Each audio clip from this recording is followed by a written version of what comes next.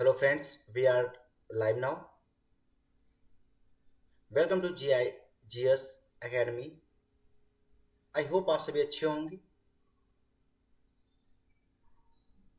हम इस समय डिस्कस कर रहे हैं अपने इसमें इकोनॉमिक्स में मनी एंड क्रेडिट चैप्टर को, जो कि लास्ट चैप्टर है हमारे इकोनॉमिक्स का, यानी अर्थशास्त्र का।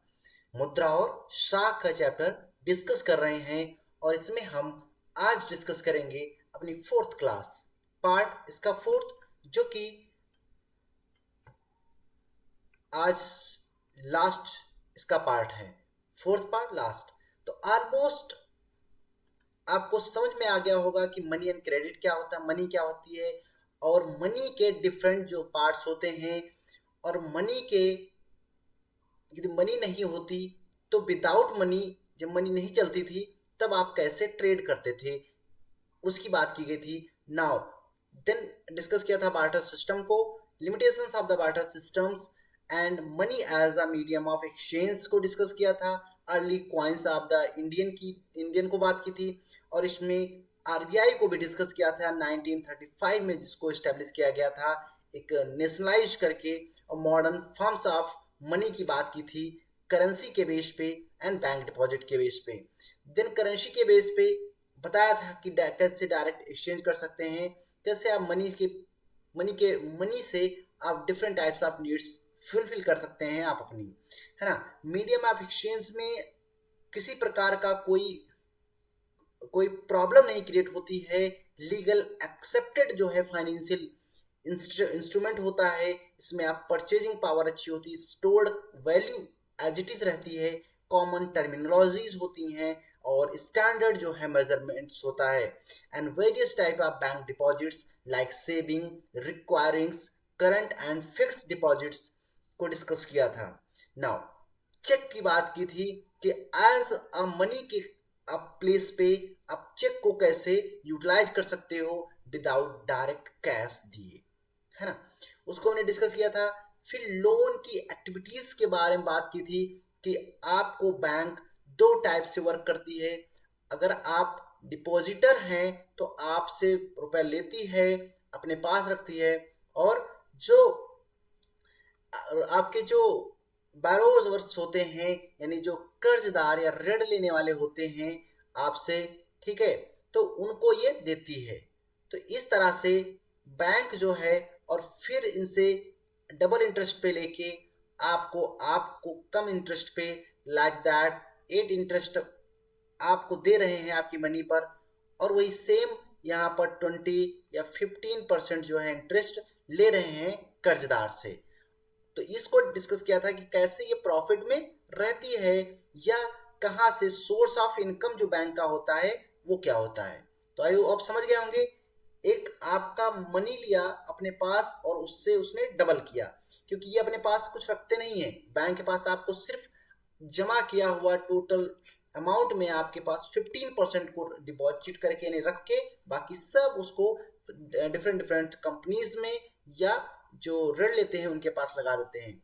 अब डिस्कस करें हम क्रेडिट को, कि तो क्रेडिट क्या होता है। क्रेडिट इस प्रकार का एग्रीमेंट होता है, इसमें बोरोवर्स जो होते हैं, जो ऋणदार होते हैं, कर्ज लेने वाले होते हैं, वो रिसीव करते हैं कुछ मनी को, some things of value and repay off the जो lenders as a later date generally with interest, है ना। क्या कहता है इसमें, पर्सन्स को किसी भी एक लाइक दैट 20% के इंटरेस्ट पे मनी दे के कुछ टाइम के लिए, 1 ईयर, 2 ईयर, है ना, या 1 मंथ, 3 मंथ, इस तरह से देखे, और उससे जो है हाई इंटरेस्ट पे जो फाइनल जो अपना उसूल करते हैं, रुपया लेते हैं, और वही इनका इंटरेस्ट होता है। तो ये मैं डिस्कस करूं कि साख क्या होती है, या जो अभी हम डिस्कस कर रहे हैं क्रेडिट किसे कहते हैं। तो क्रेडिट एक ऐसा समझौता या एग्रीमेंट होता है जिसके तहत जो ऋण दाता होता है, जो लेता है, बारो करता है, ठीक है, ऋणदाता होता है, उधारकर्ता को धनराशि, वस्तु एवं सेवाएं इस प्रकार आश्वासन पर उधार देता है कि वह भविष्य में उसका भुगतान करेगा। दैट मीन्स अगर कोई ऋणदाता आया है और हम किसी को रुपया दे रहे हैं तो उससे ये बोलेंगे कि कब तक आप ये उधार हमको चुकाओगे और उसके बदले में हम इतने परसेंट लेंगे आपसे, 10, 20, 15% जैसा भी हुआ। और आप जो भी वस्तु या सेवाएं है ना, वस्तु एवं सेवाएं कौन सी लोगे, किस टाइप का लोगे, तो इस पे डिस्कस करते हैं और फ्यूचर में हम उनसे वो चीज रिसीव कर लेते हैं, है ना। फ्यूचर में हम उनसे ले लेते हैं मनी को, है ना, ताकि उसको उसका जो उपयोग है हम अपना कर सकें। क्योंकि देखा गया है कि डेली बेस पे हम लोग डिफरेंट डिफरेंट एक्टिविटीज करते हैं जिसमें एक्सचेंज का प्रोसेस होता है, लेन देन होते हैं, और जहां पर हम किसी न किसी रूप में, है ना, ऋण का जो है प्रयोग करते हैं। यानी जो ऋण होता है, लोन होता है, उसका प्रयोग करते हैं। ऋण या उधार से तात्पर्य हमारा यहाँ पर ये हो जाता है कि एक सहमति से जहां हम, चाहे बैंक हो या साहूकार हो, कर्जदार को धन, वस्तुएं और सेवाएं कोई भी मुहैया कराता है, और बदले में चाहे बैंक हो या साहूकार हो, भविष्य में कर्जदार से भुगतान करने का वादा लेते हैं, है ना। वादा करते हैं, कुछ जिसने कर्ज लिया है उससे वादा करते हैं, और इन वादा में वो उससे किसी न किसी प्रकार का जो 1 ईयर 2 ईयर हमने बताया, 1 मंथ 3 मंथ, कितने दिनों में आप उनका पैसा रिटर्न करोगे विद इंटरेस्ट। सपोज इंटरेस्ट मतलब ब्याज के साथ, कि आप 10%, 20%, 30% कितना ब्याज उस पर दोगे इसकी। अब इस कंडीशन में क्या हुआ, जो आई थिंक रेट समझ गए होंगे आप, जो उधार लेते हैं मनी, है ना। अब क्या हुआ इस कंडीशन में, जो भी गुड्स और सर्विसेज पे जो रिटर्न की प्रॉमिस करते हैं फ्यूचर के लिए, तो इस पे क्या होता है, जब परसेंटेज कोई देता है, और परसेंटेज देने में दो कंडीशन होती हैं। एक तो नंबर एक होता है निगेटिव सिचुएशंस हो जाती है डेबिट की, और दूसरी पॉजिटिव सिचुएशंस, ठीक है।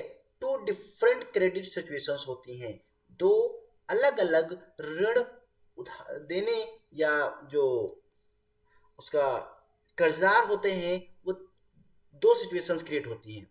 और यहाँ पर एक यहाँ पर लिखा है, देखो, त्योहार का मौसम, सीजन ऑफ द किसी भी फेस्टिवल की बात करते हैं, और दूसरी हम डिस्कस करते हैं कि स्वप्ना की जो प्रॉब्लम्स हैं, उनके प्रॉब्लम्स ऑफ स्वप्ना, है ना। ये एक रूरल एरिया से बिलोंग करती हैं वुमेन, है ना, सॉरी, हाँ, रूरल एरिया यानी ग्रामीण क्षेत्र से आती हैं, और इनका जो विमेन है और इनका जो ऑक्यूपेशन है, जिसे हम व्यवसाय कहते हैं, वो एग्रीकल्चर है ना, एग्रीकल्चर है। देन फर्स्ट जो सिचुएशन है, ये अर्बन सेंटर हो, है ना, ये चाहे रूरल सेंटर हो, ठीक है। बट फर्स्ट सिचुएशन डिपेंड करती है, जो कि यहाँ की कंडीशन है वो है, यहाँ पर कंपनी जो है शूज मेकिंग वाली कंपनी है, और इसका जो है सीजनल है, और जिसपे डिपेंडेबल जो शूज की डिमांड होती है वो फेस्टिवल पे अच्छी होती है। और यहाँ पर उन दो सिचुएशंस को डिस्कस किया जाएगा। तो अब पहले हम इन दोनों को देखेंगे, उसके बाद हम बताएंगे कि कौन सिचुएशन आपकी निगेटिव है और कौन सिचुएशन पॉजिटिव है। There are two types of the credit systems, है ना, जिनका इफेक्ट्स रहता है। तो फर्स्ट हम इसको रीड करेंगे और बात करेंगे। अब त्योहार का मौसम है, और 2 महीने बाद त्योहार का मौसम, जूता शूज निर्मित करने की निर्माता सलीम के पास शहर में एक बड़े, देखो यहाँ पर मैंने क्या कहा, अर्बन कहा ना, बड़े व्यापारी 3,000 जूतों की मांग आई। अब समझो यहाँ पर उस टाइप का ऋण होगा कि अब इनके पास डिमांड आई 3,000 शूज को बनाने की। क्लियर? किसके पास? सलीम चाचा के पास। अब इनके पास इतना इस पे जो मनी नहीं था कि जिससे ये क्या कर सकें, ये सिलाई और उसको चिपकाने के काम के अतिरिक्त मजदूर रखेंगे, क्योंकि एक टाइम पीरियड में देना है ना, और जो कच्चा माल भी खरीदेंगे। तो इन सभी खर्चों को पूरा करने के लिए सलीम 2 स्रोतों से ऋण लेते हैं। पहला बात करें तो चमड़ा व्यापारी को चमड़ा अभी देने का प्रस्ताव रखते हैं और उससे कहते हैं जब हमारा ये माल बिक जाएगा हम आपको पैसा वापस कर देंगे। ठीक है। और दूसरा होता है बड़े व्यापारी से 1000 जूते के लिए अग्रिम भुगतान के रूप में नगद कर्ज लेते हैं। और ये 3000 तो एक अलग है और 1000 के लिए कि हमको इतना दीजिए, हम आपको 1000 जूता इस टाइम पीरियड पे दे देंगे। अब दोनों जगह से ये कर्ज ले लेते हैं। ठीक है। और कर्ज लेने के बाद जब महीना खत्म होने से पहले पूरा ऑर्डर पहुंचाने का वादा कर देते हैं। अब ये क्या करते हैं, इनका क्या है कि आखिर में जूते पहुंचाने में कामयाब हो जाते हैं। क्यों? क्योंकि इनकी जो है इनको टाइम पीरियड में और इनको पूरा पहुंचाना है सामान अच्छे तरीके से। तो इनका तो क्यों? क्योंकि तो फेस्टिवल है, तो फेस्टिवल के सीजन में डिमांड ज्यादा होती है, शूज की हो या क्लॉथ्स की हो। तो इस कंडीशन में ये तो जो धन है जो इन्होंने लोन लिया था उसको वापस भी कर देते हैं, अदा भी कर देते हैं और इनको कुछ प्रॉफिट भी हो जाता है ना। तो ये तो फर्स्ट सिचुएशन हुई। तो इसे क्या कहेंगे हम? इसे कहेंगे पॉजिटिव सिचुएशंस। क्यों? क्योंकि इन्होंने जितना भी लिया था अपना लोन वो तो सब दे दिए एज अ टाइम पीरियड, है ना, और वो भी सही कीमत पे 2 जगहों से सामान लेके। तो आई होप फर्स्ट सिचुएशन समझ गए होंगे। सेकेंड सिचुएशन आती है स्वप्ना की समस्या, जो कि एक निगेटिव सिचुएशन होती है। क्यों? क्योंकि मैंने आपसे क्या बताया, ये रूरल एरिया यानी ग्रामीण, है ना, ग्रामीण क्षेत्र से बिलोंग करती है ना। इनके पास एक छोटे किसान स्वप्ना अपनी 3 एकड़ जमीन पर मूंगफली उगाती है। देखो यहाँ पर आप देख पा रहे हैं। और उम्मीद पर फसल तैयार होने पर कर्ज अदा कर देगी ऐसा प्रॉमिस करती है कि हमारी जब फसल तैयार हो जाएगी तो हम कर देंगे। अब ये ऋण क्यों लेती है? खर्चों के लिए साहूकार से ऋण लेती है, क्योंकि फसल पर क्या है, कीटनाशकों के हमले से फसल बर्बाद हो जाती है। हालांकि स्वप्ना फसल की महंगी कीटनाशक दवाई छिड़कती है, इससे कोई साफ फर्क नहीं पड़ता। साहूकार का कर्जा लौटाने में असफल रहती है। अब इसमें सिचुएशन ये होती है कि इसमें दवाओं, फर्टिलाइजर्स, सीड्स, है ना, इरिगेशन, इन सब में खर्चा हो जाता है। लेकिन होता क्या है कि इसकी जो फसल है वो नष्ट हो जाती है। दैट मीन्स अच्छी प्रोडक्शन जो है वो प्रोडक्शन अच्छा नहीं होता है ना।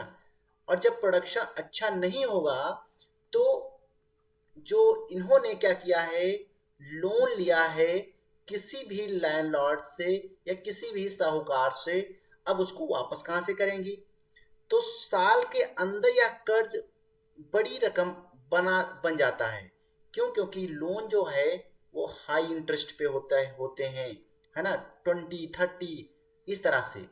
तो अब क्या है, जब फसल नष्ट हो गई 6 महीने 6 मंथ के बाद, तो अब क्या ही करेंगी, कैसे ऋण चुकाएगी?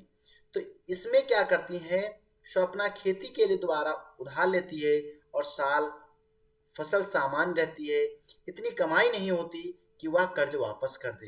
कर्ज में फंस जाती है। चुकाने के लिए क्या करना पड़ता है, इनको अपनी लैंड का सम पार्ट जो है वो बेचना पड़ता है, सेल करना पड़ता है। ठीक है, पार्ट को बेचकर, और जो ऋण जो साहूकार होता है उसको क्या करती हैं, ऋण चुका देती हैं। इस कंडीशन में इनको ना तो क्या हुआ, प्रॉफिट हुआ, है ना तो कोई लाभ हुआ, साथ में क्या हुआ, इनको हो गया लॉस अपनी एग्रीकल्चर लैंड से। और साथ में कर्ज जो लोन को देने के लिए इनको अपना लैंड को क्या करना पड़ा, बेचना पड़ा, है ना, सेल करना पड़ गया। अब इनके पास जो लैंड थी मेन पावर वो भी खत्म हो गई। तो इस टाइप का जो ऋण होता है रूरल एरियाज में, मोस्ट ऑफ द आपको निगेटिव सिचुएशंस देखने को मिलेंगी। तो आई होप आप दोनों समझ गए होंगे positive situations of the credit and negative situations of the credit. Positive situations में जो कस्टमर होता है, जो करता है, वो प्रॉफिट में रहता है। एंड सेकेंड में जैसे स्वप्ना की कहानी थी, उसमें निगेटिव होता है क्योंकि उसके पास जो अर्निंग का सोर्स होता है लैंड, उसको भी बेचना पड़ता है कुछ, और बेच के कर्जदार को कर्ज चुकाना पड़ता है। क्यों? क्योंकि वो प्रॉमिस से बंधी हुई है ना। तो इस कंडीशन में ये दो प्रकार का होता है, एक तो पॉजिटिव, दूसरा निगेटिव। तो आई होप आप दोनों टाइप्स समझ गए होंगे। अगर नहीं समझ में आए हैं, अगर कुछ भी डाउट है तो आप कमेंट बॉक्स में कमेंट करके हमसे पूछ सकते हैं, ठीक है। नाउ अब क्या होता है कि make your dreams come true with our, हमारे साथ आप पंजाब नेशनल बैंक की कोटेशंस हैं कि हमारे साथ अपने जो सपनों को सच कीजिए। लेकिन अभी क्या मैंने कहा, रूरल एरिया में ऐसी कंडीशंस नहीं होती हैं, वहां पर कंडीशंस निगेटिव भी हो जाती हैं, है ना। तो इस कंडीशन में अब हम बात करेंगे, कुछ शर्तें होती हैं क्रेडिट की, कुछ टर्म्स होते हैं, है ना। कुछ जो साख है यानी ऋण जो है, अब ऋण या साख कहीं लिख के आ जाए तो कंफ्यूज मत होना, इसे ही ऋण कहते हैं, और ऋण हो तो ऋण आप समझ जाए, साख को भी ऋण कहते हैं। यहाँ पर लिख दे रहा हूं साख, है ना, इसे हम ऋण ही कहते हैं, ठीक है। तो ये जो शर्तें हैं, अब उन शर्तों पे बात कर लेंगे। देखो, अगर आप अपना ऋण कैसे कोई बैंक आपको देगी, सिंपल सी बात अगर मैं बात करूं, अगर हमको ऋण देना है तो हम आपको तब देंगे जब हमको उसके बदले में आप कुछ हमारे पास रखोगे। गारंटी भी तो चाहिए, सिक्योरिटी चाहिए ना। तो अब इस कंडीशन में हम जो सिक्योरिटी रखते हैं वो कोलेटरल रखते हैं, ये डॉक्यूमेंट्स जो डॉक्यूमेंटेशंस होते हैं कुछ उनको रखते हैं, इंटरेस्ट रेट को ध्यान में रखते हैं कि जो शर्तें होती हैं इंटरेस्ट रेट को ध्यान में रखते हैं, और मोड ऑफ द रीपेमेंट आप दोबारा किस उसमें करोगे उसको भी पहले ही ये सब शर्तें रख दी जाती हैं, चाहे कोलेटरल, डॉक्यूमेंट्स, ब्याज की दर, और दोबारा आप कैसे हमको वापस करोगे, इन सिचुएशंस रख दी जाती हैं। तो इन सिचुएशंस में तो सबसे पहले आप ये समझिए कि जो कोलेटरल की बात कर रहा हूं मैं, तो वो क्या होते हैं, है ना। तो यहां पर हमने एक तो सिफर्ड अनसिफर्ड की बात की, है ना, लोन सिस्टम को डिस्कस किया। इसमें कोलेटरल वो कोई प्रॉपर्टी होती है, कोई प्रॉपर्टी या कुछ, है ना, जो क्या करते हैं कि कोई उधार करता है ना, कोई उधार लेने वाला है या उधार देने वाला जो है, वो ऋण चुकाने में अगर विफल रहता है तो ऋणदाता को भुगतान प्राप्त करने के लिए संपत्ति या संपत्ति बेचने का अधिकार भी होता है। अब आपको इस कंडीशन में कुछ तो रखना पड़ेगा, संपत्ति आप चाहे गोल्ड रखो, सिल्वर रखो, चाहे हाउस रखो अपना क्रेडिट, चाहे अपना व्हीकल्स को रखो, है ना, चाहे आप अपनी लैंड प्रॉपर्टी को रखो, चाहे वो एग्रीकल्चर हो या नॉन एग्रीकल्चर लैंड हो, ये आपको सिक्योरिटी के पर्पज से रखना होता है। और रखने के साथ ही आपको टाइम पीरियड दे दिया जाता है, और उस पे ब्याज जो इंटरेस्ट रेट है वो डिफाइन कर दिया जाता है। जो कोलेटरल रखते हो तो उस पे वो तो रखा ही है, आपका डॉक्यूमेंट्स आप रख देते हो जो आवश्यकताएं होती हैं, और जो भी चुकौती जो आप उसको पर किस तरह से आप वापस करोगे, उन तरीके को एक साथ क्रेडिट के शर्त, इन सब जो तरीके होते हैं आपके सिक्योरिटी के, आपको जो मनी दिया जाता है, आप जो वो लेते हैं, मुद्रा लेते हैं, मनी लेते हैं, रुपया लेते हैं, तो इनका एक क्रेडिट की शर्तें कहा जा सकता है। क्वाड्रेटर में क्या होता है, ये कोई प्रॉपर्टी या कोई असेस्ट होता है ना। कोई भी प्रॉपर्टी आपकी है, चाहे वो हाउस हो, ये सॉरी इधर देखो ये नीचे, चाहे वो हाउस हो या आपकी शॉप हो, है ना, या आपके पास आपका जो व्हीकल है वो हो, या फिर आपके पास कोई लैंड प्रॉपर्टी हो, ये दोनों चलेगी। एग्रीकल्चर हो या नॉन एग्रीकल्चर हो, है ना, जो खेती करने योग्य हो और जहां पर खेती नहीं होती है, उन दोनों को ध्यान में करके आप उसको रखेंगे। जब आप किसी बैंक या किसी के पास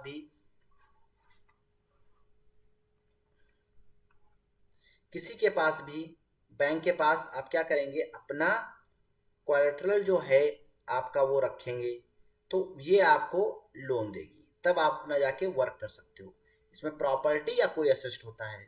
साथ में क्या होता है, आपको डॉक्यूमेंटेशंस के आधार पर रखना पड़ता है। ऐसे नहीं हवा में बात नहीं होती है, पूरा आपको डॉक्यूमेंट तैयार करने पड़ेंगे और उस पर बाकायदा साइन, और उसके साथ ही आप उसको सब रखेंगे।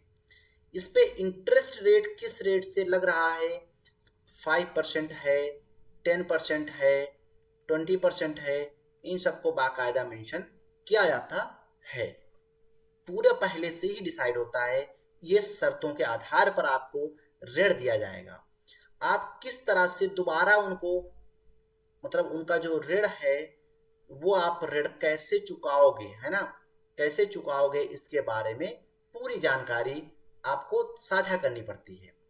तो अब हम यहाँ पर देखो प्रॉपर्टी की बात करें, एक्सेप्टेबल जो होती हैं कोलेटरल, कोलेटरल जो है सिक्योरिटी में बैंक के द्वारा या कोई जमींदार के द्वारा, नॉन एग्रीकल्चर लैंड हो, इंडिपेंडेंट हाउस या फ्लैट, कोई फ्लैट हो, कोई LIC की जो है पॉलिसी आपके ले रखे हो, कोई गवर्नमेंट का कोई बॉन्ड आप रख रखे हो, ले रखे हो, आपका फिक्स डिपॉजिट होना चाहिए बैंक में किसी भी। इन कंडीशंस में आप बैंक या किसी भी प्रकार से कहीं से भी आप, चाहे साहूकार हो या बैंक हो, आप वहां से क्रेडिट ले सकते हैं, लोन ले सकते हैं और आप अपना काम कर सकते हैं।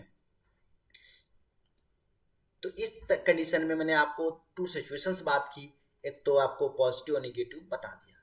इसमें 2 टाइप्स के ग्रुप्स होते हैं, एक तो होता है फॉर्मल सेक्टर, दूसरा होता है informal sector of the loans. तो यहाँ पर हम डिस्कस करेंगे डिफरेंस बिटवीन दोनों में, कि फॉर्मल सेक्टर कौन होता है एंड इनफॉर्मल सेक्टर कौन होता है।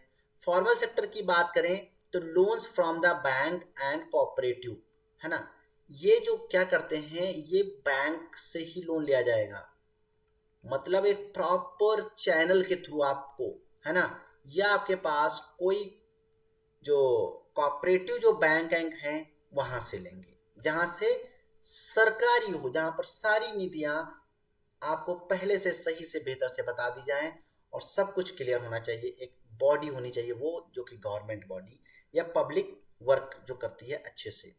देन बात करते हैं under the supervision of the reserve bank of India. इससे फॉर्मल में किसी प्रकार का कोई जालसाजी नहीं होता, कोई फर्जीफिकेशंस नहीं होता है इस कंडीशन में। तो वो सुपरविजन बॉडी जहां से हम लोन लेंगे वो रिजर्व बैंक ऑफ इंडिया के अंतर्गत आती हो, और रीजनेबल रेट होना चाहिए आपके लिए, चाहे आप एग्रीकल्चर करते हो, कृषक हैं आप तो उसके लिए अलग होता है, आप बिजनेसमैन हैं तो उसके लिए अलग ऋण होता है। तो ये सब इंटरेस्ट जो हैं वो सब अच्छे से होने चाहिए। तो इसीलिए उसे फॉर्मल यानी एक सीक्वेंस में चलने की बात की जाती है, एक अच्छे तरीके से। इनफॉर्मल सेक्टर की बात करें तो आप यहाँ पर कहीं पर भी किसी भी तरह से, है ना, किसी भी तरह से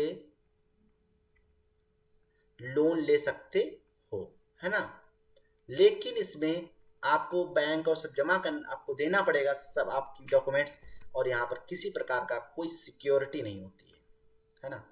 तो loan from the money landers, जो साहूकार होते हैं उनसे, या आप रिलेटिव से अपने लेते हैं, या मित्र से लेते हैं, या जो ट्रेडर व्यापारी होता है उससे लेते हैं, इसे इनफॉर्मल कहते हैं। इसमें कोई सरकारी लिखा पढ़ी का काम नहीं होता है। जहां पर सरकारी हो या सीक्वेंस में आपकी चलने की बात हो कि फॉर्म भरोगे उसके बाद सब ये सब जांच पड़ताल होगी, तो उसे फॉर्मल कहते हैं, यानी अच्छा। इनफॉर्मल यानी ऐसे ही किसी से कहीं पर भी मांग लिया उधार, ठीक है। No supervision of the any institution, ये किसी भी इंस्टीट्यूशन के सुपरविजन में नहीं होते हैं। जैसे फॉर्मल रिजर्व बैंक की गाइडलाइन के आधार पर आपको लोन दिया जाता है। इसमें ये लोन देख सकते हैं, उसके बाद किसी भी तरह से, है ना, किसी भी तरह से आपसे वसूल भी कर सकते हैं। और इसमें काफ़ी प्रॉब्लम होती हैं, जो कि प्रॉब्लम्स होती हैं जो कि आपको वहाँ पर, क्योंकि वहाँ पर जो मेन ओनर होता है ना, जो ओनर होता है वही सर्वोसर्वा होता है। Very high interest rate, bank में तो एक रीजनेबल रहता है जो होना चाहिए 5, 15, 12%। और यहाँ पर तो आप जिस बेस पे 15 से ले स्टार्ट करते हैं, 15, 20, 30 जितने परसेंट के आधार पर आपको दे पाए। तो इसलिए इनफॉर्मल सेक्टर ज़्यादा रिस्की होता है। इसीलिए आप अगर कभी भी लोन लेना है तो एज अ फॉर्मल सेक्टर से आप लोन ले लीजिएगा, वो आपके लिए बेहतर जो है प्लेटफॉर्म देता है। और इनफॉर्मल सेक्टर में कोई बेहतर तरीका नहीं है ना। तो आई होप आप टाइप्स ऑफ द, मतलब क्रेडिट किसे कहते हैं, डिफरेंट क्रेडिट सिचुएशंस की बात की, निगेटिव पॉजिटिव की बात की, समझ में आ गया हो गया। शर्तें कौन सी होती हैं क्रेडिट देने में, वो भी, इनमें कौन से ग्रुप होते हैं जो लोन प्रोवाइड करते हैं, 2 टाइप्स के होते हैं, फॉर्मल, इनफॉर्मल, आपको समझ में आ गया होगा। अब लोन की बात करें, अर्बन हाउस होल्ड में 2003 में किस प्रकार से लिए गए हैं। जो ब्लू है उसे percent of the loan from the informal sector, informal sector की बात करेंगे। और जो पर्पल है इसमें जो है फॉर्मल सेक्टर से लिया गया है। अब अगर पुअर पीपल्स की बात करें या हाउस होल्ड की बात करें तो इनके पास इतनी लैंड या इतनी प्रॉपर्टी नहीं होती है ना, कि ये फॉर्मल सेक्टर में जाएं, है ना। तो इसीलिए ये लोग इनफॉर्मल सेक्टर में काम करते हैं 85%। और फॉर्मल तरीके से सिर्फ 15% लोग रहते हैं, गरीब लोग जो लोन लेते हैं। इस तरह से होता है लोग, गरीब लोगों का लोन। तो जो गरीब होते हैं वो most of the informal sector में ही रह जाते हैं। क्यों? क्योंकि बैंक को एक टर्म कंडीशन होती हैं, उसके आधार पर काम करना पड़ता है। House holds view few asset, कोई हाउस होल्ड है, घर का है, उसके पास कुछ ही लिमिटेड असेस्ट है, सामान है, उसके आधार पर वो अगर कर्ज लेने की, ऋण लेने की बात की जाए तो इसमें जो है फॉर्मल सेक्टर में 47% होता है, इनफॉर्मल में 53% सिर्फ लोन लिया जाता है। तो आप देख रहे हैं जैसे जैसे आपका इनकम बढ़ रही है, किसी भी इनकम का जो क्राइटेरिया बढ़ रहा है, उस तरह से लोन का जो क्रेडिट है ना, जो क्रेडिट है उसका रेशियो भी, जो रेशियो है वो भी कंटिन्यूअस इंक्रीज कर रहा है ना, इंक्रीज कर रहा है। तो अब उसके बाद वेल ऑफ हाउस होल्ड जो और अच्छी कंडीशन में है, वो 72% फॉर्मल तरीके से बैंक से लेते हैं लोन, और 28% जो है उसमें जो इनफॉर्मल सेक्टर से लोन लेते हैं। अब हम जो पढ़े लिखे बड़े लोग, रिच होते हैं, जो अमीर लोग होते हैं, उनकी कंडीशन क्या होती है, वो सब बैंक से लोन लेते हैं प्रॉपर तरीके से, चाहे विजय माल्या हो या जैसे भी, जो भी बहुत सारे आए गए और लेके उड़ गए, है ना।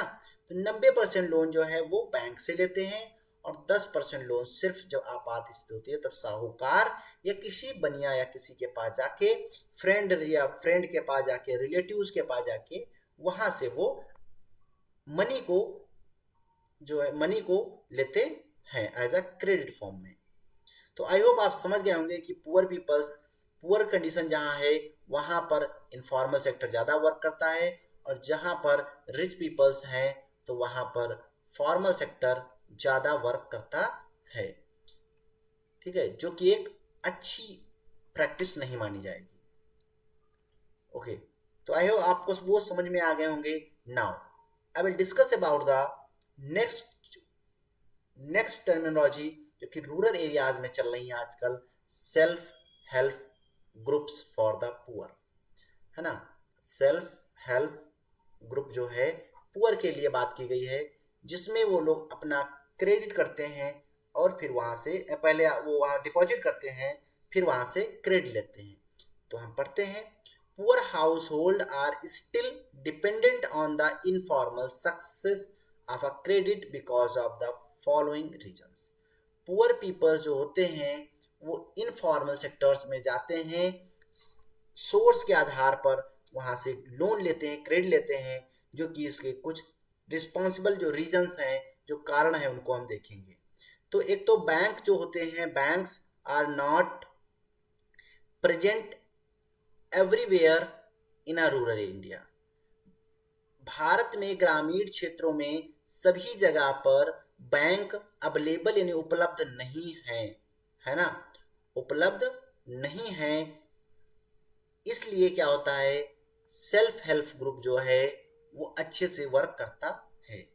Even if banks are present, यदि बैंक उपस्थित भी हुई, getting a loan from a bank is much more difficult.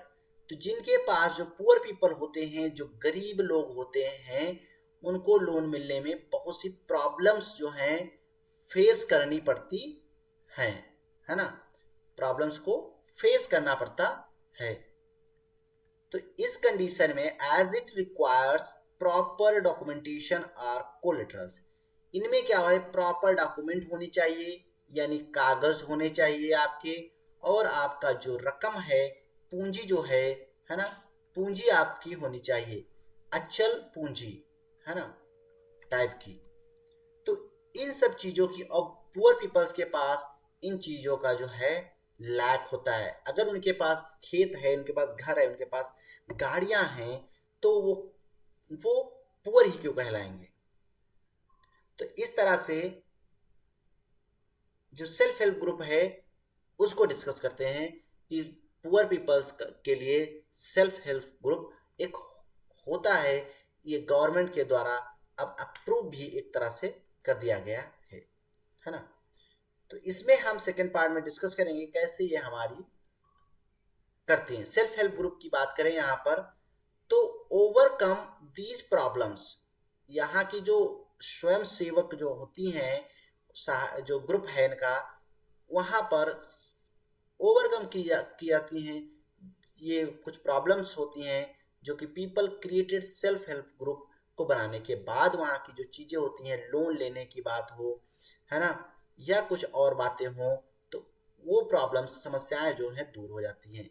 Self help group जो है small group of poor peoples का स्मॉल, एक छोटा सा ग्रुप होता है, जहां पर प्रमोट किया जाता है small saving among there members. जो उसके सेल्फ हेल्प ग्रुप के मेंबर बनाए जाते हैं आपस में मिलके, वहां पर आपकी जो सैलरी है या जो आप कमा रहे हैं उसका एक स्मॉल पार्ट जो है आप वहां पर रखें। ये देखिए आप इस तरह से लोग बैठते हैं, है ना, वहां पर जमा कीजिए, और जब आपको जरूरत होगी तो वहीं से आप क्रेडिट के टाइप में ले सकते हैं। The typical self help group was 50 into 20 members, इसमें 15 से 20 मेंबर होते हैं। ये सब यूजुअली बात करें तो बिलोंग करते हैं ऑन नेबरहुड, आपस के पड़ोसी ही सब एक पास करते हैं, और ये मीट एंड सेव रेगुलरली, ये धन को बचाते हैं और धन को एक पास रखते हैं और फिर उसको सेव भी करते हैं। 10 से 15 मेंबर होते हैं। छोटा ग्रामीण क्षेत्र में ये ग्रुप होता है विमेंस का, इन लोगों का या महिलाओं का, और ये ओवरकम करते हैं प्रॉब्लम्स को। तो इस तरह से जो ये कंडीशन है, तो ये सेल्फ हेल्प वाली, तो ये एक दूसरे के साथ मिलके पूरा करते रहते हैं।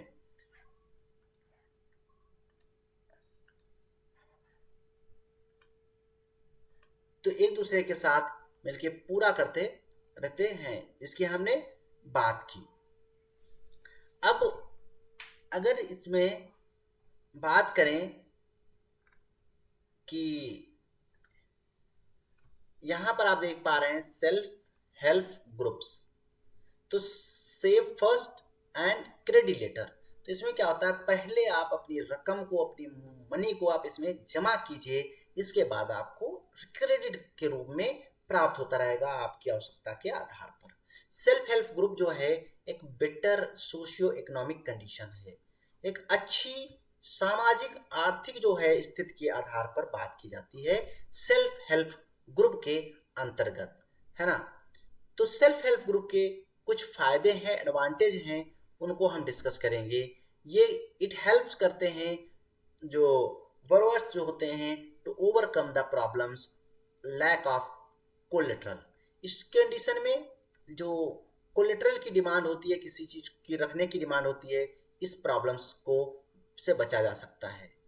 People can get timely loans, लोग टाइमली लोन प्राप्त करते हैं for a variety of purpose and a reasonable interest rate. एक कम कीमत पर लोन यानी ऋण प्राप्त करते हैं सरकार से और अपना जो वर्क है उसको सुचारू रूप से चलाते रहते हैं। जो self help group are building blocks are organization of the rural people rural poor. जो ग्रामीण गरीब लोग होते हैं, ये इनका एक ब्लॉक होता है, एक ऑर्गेनाइजेशन के आधार पर उसको सेटअप करते हैं और वहीं पर जो अपनी बचत का सब जमा करते रहते हैं और उसके बाद डिमांडेबल के आधार पर, दैट मीन्स नीड के आधार पर उनको कुछ क्रेडिट देके रिटर्न किया जाता है। How women to become the financial self reliant की बात करें तो वुमेन्स को वहां पर एक बेहतर जो है फाइनेंशियल सेल्फ रिलायंट माना जाता है। The regular meeting of a group of provide platform discuss act on a variety of the social issues such as health, nutrition, domestic violence। जो रेगुलर मीटिंग ग्रुप प्रोवाइड करते हैं, platform provide किया जाता है और इसमें जो डिफरेंट टाइप की क्रेडिट से नहीं अदर टाइप्स के जो सोशल इश्यूज होते हैं उनको सॉल्व किया जाता है, चाहे वो हेल्थ से रिलेटेड हो या खाने न्यूट्रिशन से रिलेटेड हो या डोमेस्टिक वायलेंस से रिलेटेड हो। तो सेल्फ हेल्प ग्रुप में सिर्फ मनी को ही नहीं यहाँ पर प्लेस मिलता है, यहाँ पर और भी वर्क होते हैं, चाहे हेल्थ से रिलेटेड आपकी इशू हो कोई या न्यूट्रिशन से रिलेटेड कोई प्रॉब्लम्स हो, या फिर अगर बात करें तो डोमेस्टिक जो वायलेंस की बात की गई है उसके आधार पर बात करें, तो इन सब के आधार पर एक ये जो है सेल्फ हेल्प ग्रुप विमेंस का एक बेहतरीन कारगर उपाय साबित हुआ है। तो इसके बाद हम एक ग्रामीण बैंक बांग्लादेश का एक केस स्टडी है उसको पढ़ते हैं और पढ़ने के बाद हमारी आज की क्लास ओवर हो जाएगी। तो आई होप आपको जो पॉइंट्स मैंने आज बताए हैं वो सब समझ में आ गए होंगे। तो ग्रामीण बैंक है बांग्लादेश में बैंक फाउंडेड, जो बांग्लादेशी ग्रामीण बैंक को जो बनाने का जो मोहम्मद यूनुस ने इसे बनाया, means of providing small loan to the poor individuals. गरीब लोगों के लिए ग्रामीण बैंक बनाई मोहम्मद यूनुस ने, जो कि एक विदेशी हैं और वहां पर इन्होंने लोगों को उसमें लोन प्रोवाइड करते थे। 2006 में Grameen and Yunus were awarded by the Nobel prize of peace. शांति के नोबेल प्राइज के रूप में ग्रामीण बैंक को 2006 में और यूनुस को अवार्ड किया गया इस जो दिलियादली या जो बेहतरीन काम कर रहे हैं एक क्रेडिट सिस्टम को लेके, तो उसके आधार पर, है ना, इन्हें नोबेल प्राइज से नवाजा गया।